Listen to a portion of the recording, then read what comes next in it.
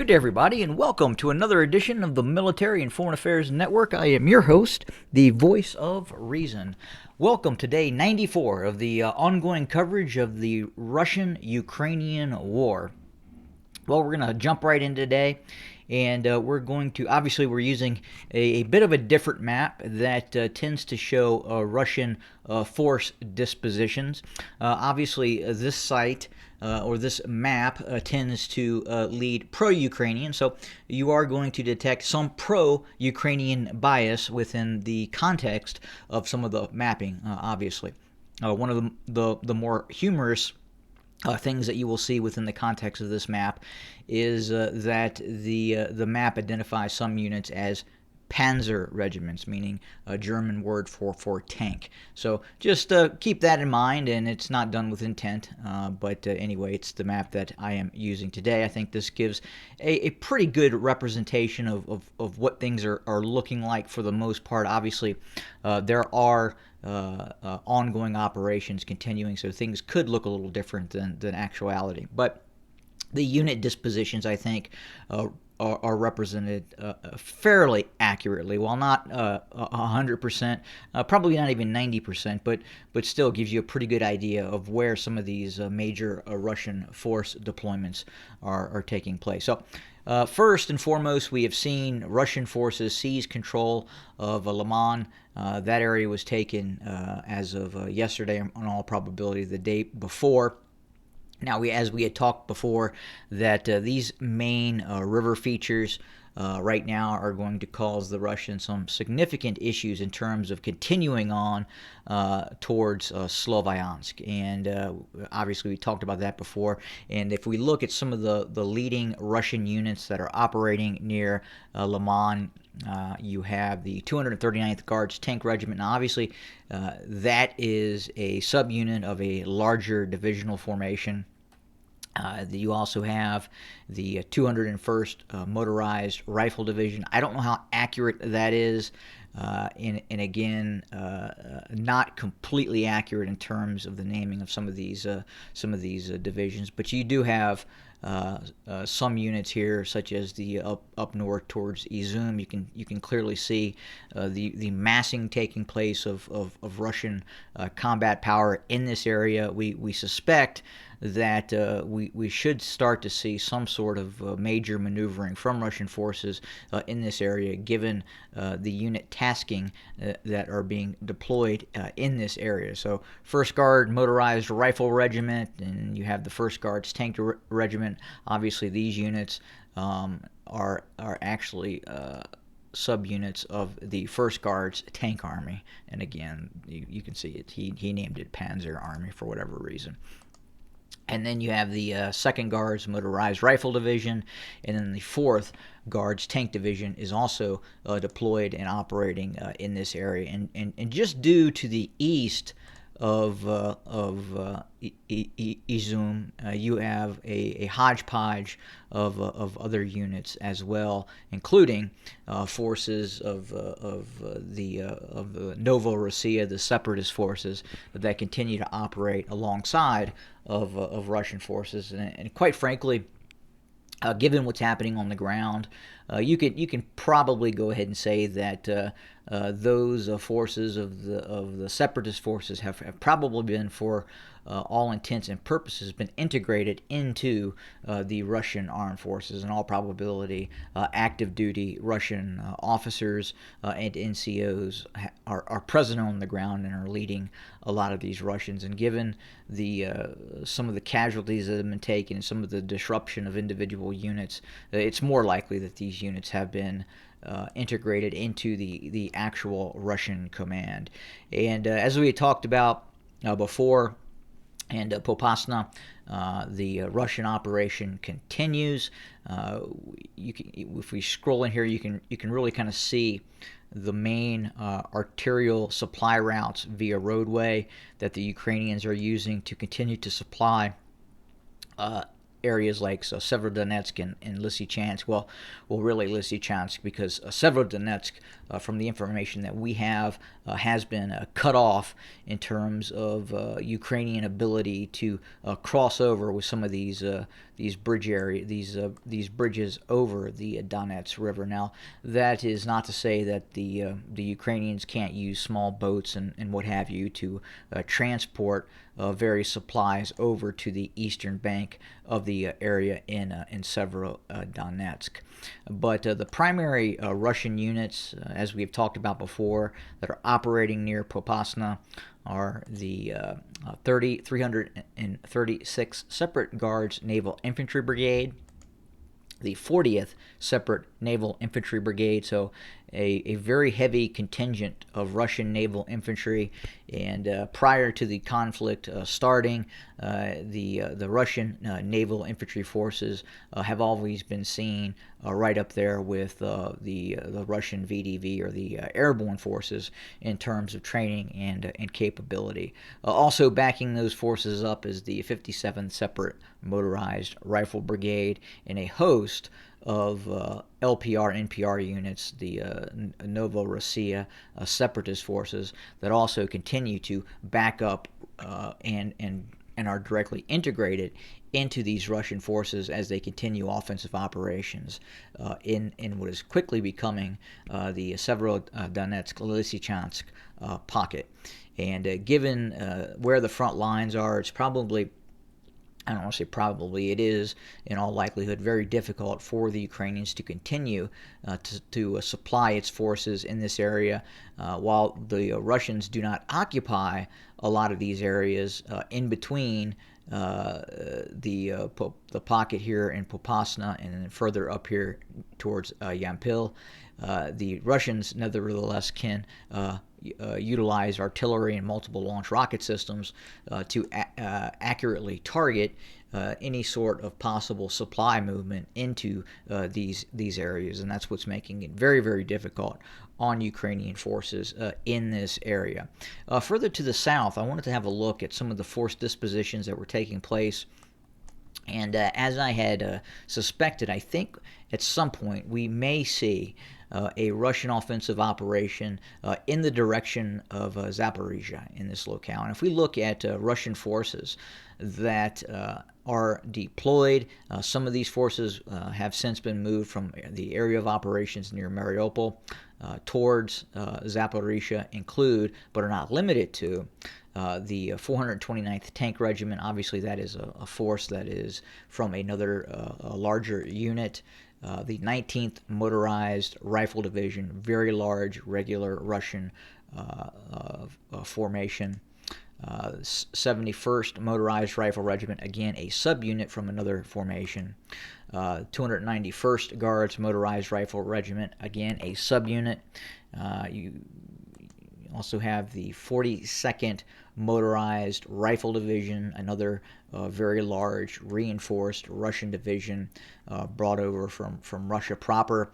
And again, with these forces that are massing, we could anticipate including additional naval infantry, such as the 177th Marine Infantry Regiment and the 810th Marine Infantry Regiment as well, that could be involved in this anticipated offensive to the south of Zaporizhzhia. And I would assume that Russia would look to maneuver on the eastern side of the Dnieper River. That is this major terrain feature. So as this conflict were to come to a conclusion, I feel at this point that Russia may not be able to see a war aim or war goal achieved unless it is able to secure all territory east of the Dnieper River. Now, obviously, that's going to be very difficult, and it will take a very lengthy operation for the Russians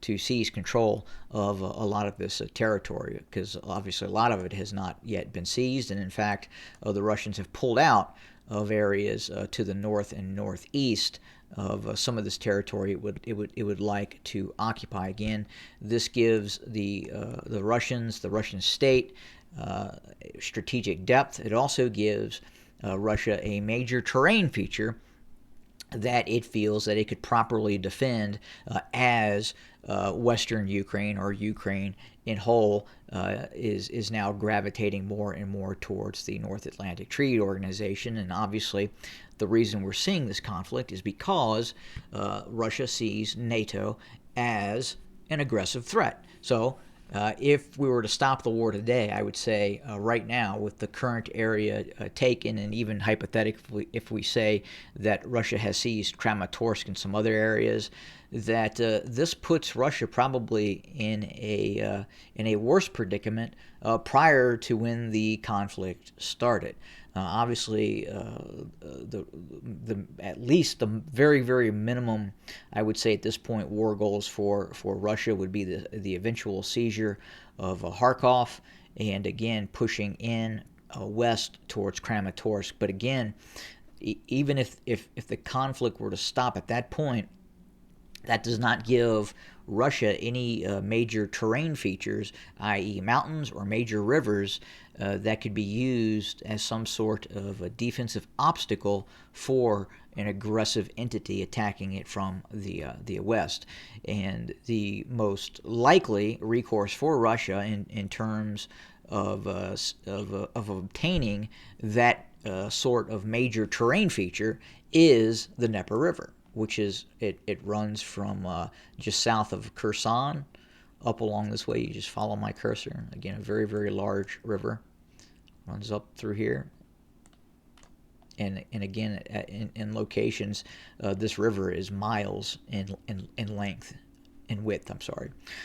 And again, it runs all the way and it splits Kiev basically in two.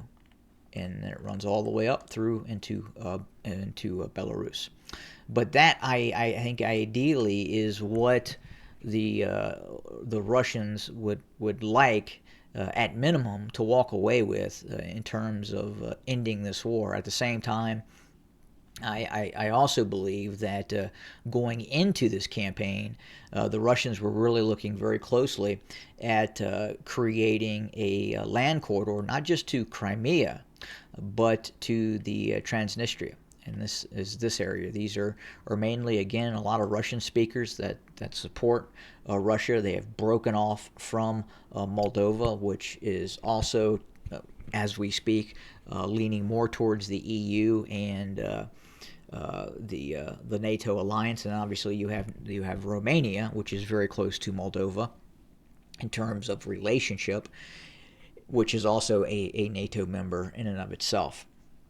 So again, the Russians would like, obviously, to completely cut the Ukrainians off from access to the Black Sea, seizing control of Odessa, and then eventually having that land corridor run all the way to the Transnistria region. Because right now, it's very difficult for the Russian military to support its forces in this area, because obviously, in order to supply these forces or to supply change of manpower in terms of conscripts and what have you, they either have to overfly Ukraine or they have to overfly Romania and in Moldova in order to get to the Transnistria region. So very, very difficult proposition for those Russian forces in that area. And if Russia were to obtain that land corridor, then obviously that changes things quite a bit. And then obviously you also have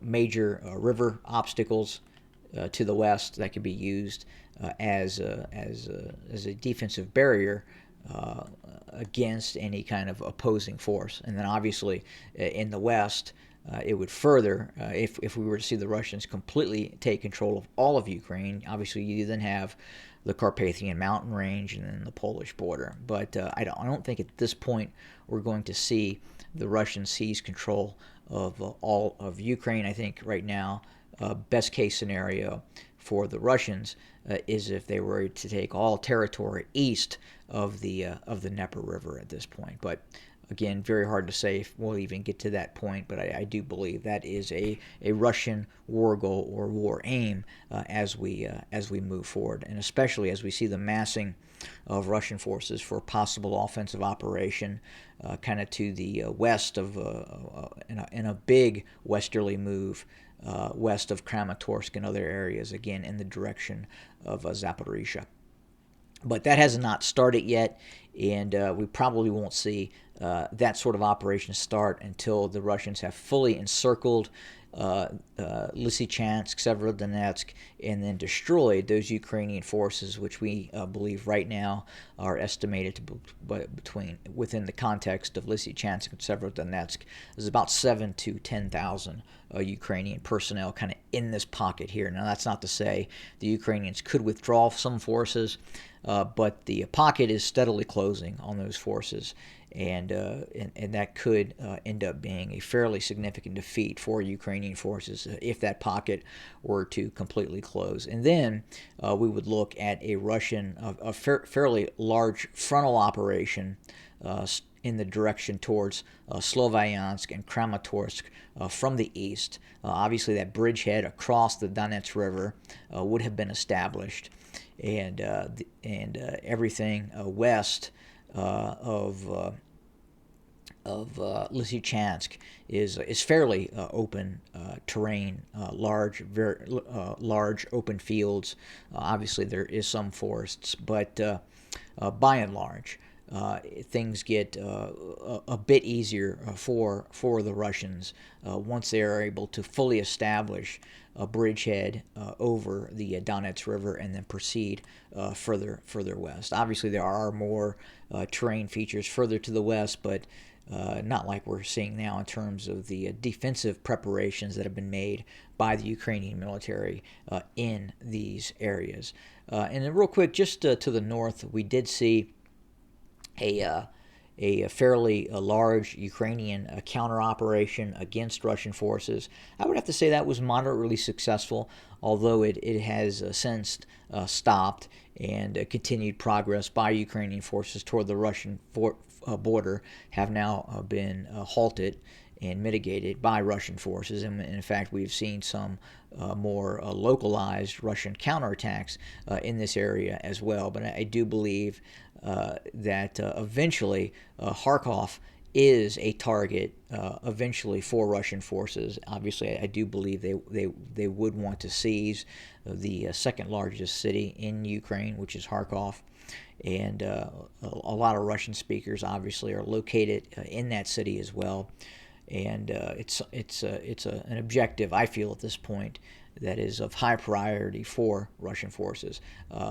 In the very near and short term, I would say it's not, but long term, and I believe this is going to be a fairly or could be a long term conflict lasting more than 1 year.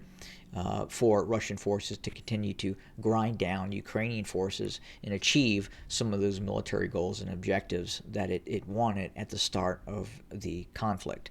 That's what we have for today. We'll continue, obviously, to monitor, report, and bring you content for your consumption. Thanks again for joining us. Much appreciated.